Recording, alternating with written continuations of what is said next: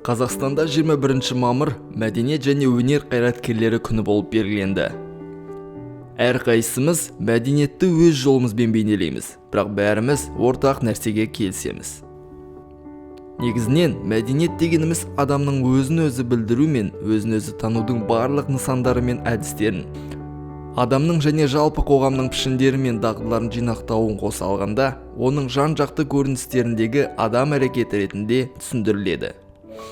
Мәдениет адамның субъективтілігі мен объективтілігінің де көрінісі.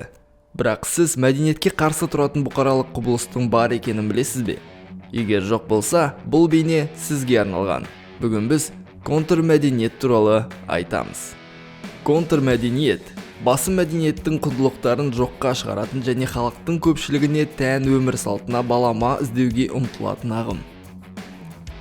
Контрмәдениет ұғымы алғаш рет 1960 жылы ақш-та енгізілді. Джон Милтон Йенгер контрмәдениет және субкультура атты мақаласын жариялады. Бірақ жаңа ұғым Теодор Розактың 1969 жылы жарияланған қарсы мәдениетті құру шығармалары арқылы кең тарады. Герберт Маркус және оның бір өлшемді адам кітабы да үлкен әсер етті.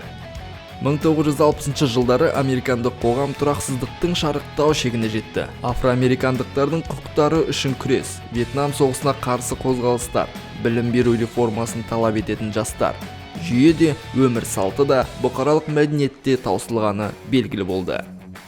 Хиппилерге қосылған жастар өздерінің үйреншікті құндылықтарынан бас тартты.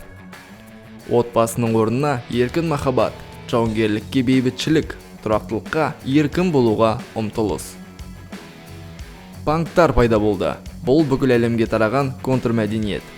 Панктар халық экономикалық тұрақтылық пен қауіпсіздікке сенімсіз кезде жұмысшылар тобынан шықты. Панктардың наразылығы киімі мен шаш үлгілері, әндері, әдебиеті мен бейнелеу өнер арқылы көрінді. Сонымен қатар панктар бойкоттарға, вандализм актілеріне және мүлікті жоюға жиі қатысқан. Экологизм пайда болуда. Қоршаған ортаны, табиғатты қорғау және қалпына келтіру, ластануды болдырмау және жерді пайдалану.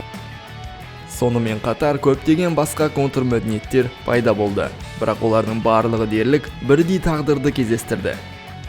Контрмәдениет оның ерушілерінің шығармашылық немесе деструктивті негізіне байланысты көрінуі мүмкін.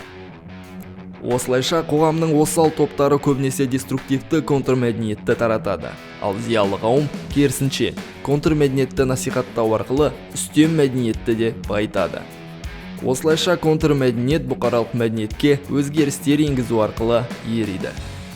Антика, Ренессанс, ағарту дәуірі, капитализмнің даму дәуірі, мұның бәрі өткендегі контрмәдениеттердің ошақтары.